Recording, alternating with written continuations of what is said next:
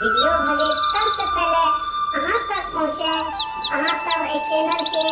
लाल निशान दबा के सब्सक्राइब करू और बगल में घंटी के निशान के जरूर से जरूर दबाएं।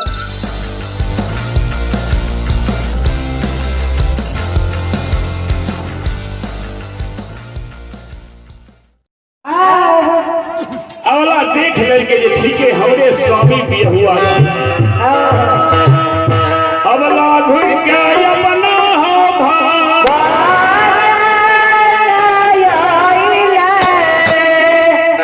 अवला सास के सिरहन में बैठ गेल करके है या मां आज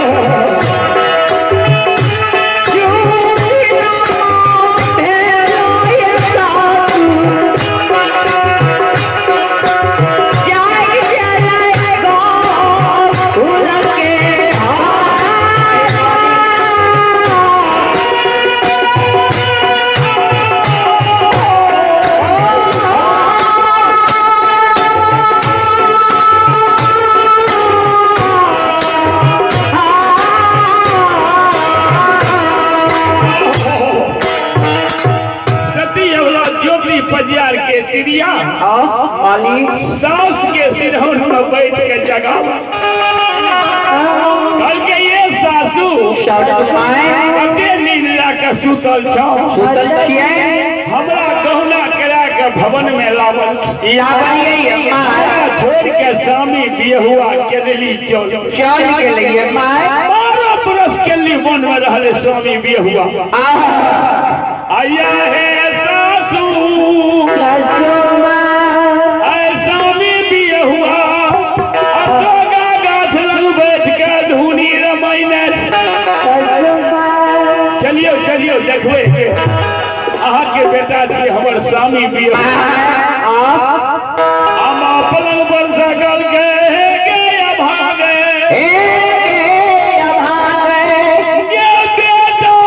हमर केनली मोन जोर गेले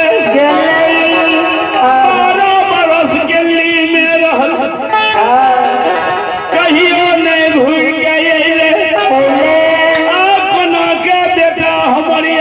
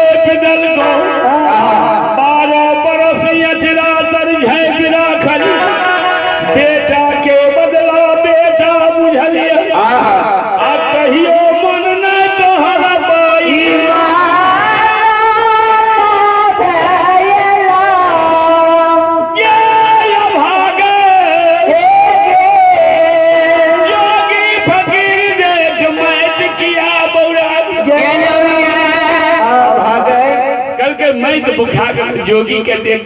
के बुखा गलो ये अबला के कपार पर धर्मराज बाबा बैठे करके हे बड़ा जाके देखियो जहां बेटा छी नहीं सरकार अबला नारी के सबक सुन के बाबा ज्योति के बुढ़िया मार उठ के अगना से अशोक का गाछ जोगी सरंगी बजावे रे माता राम मिले भिक्षा देखबे तो स्रोत हुआ है योगी के मुख में यमा मुख ना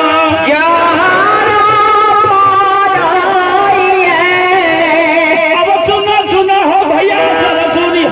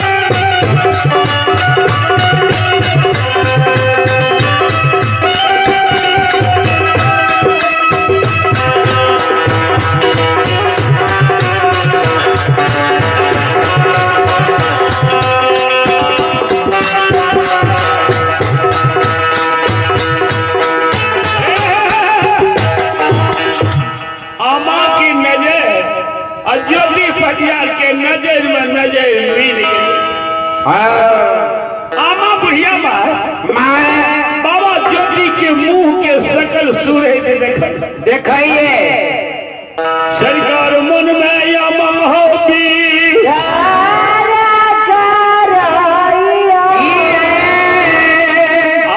हे धर्मराज बाबा आमा विचार का लड़किन मन में सरकार क्या जोगी फकीर के देखे हमरे बेटा आमाए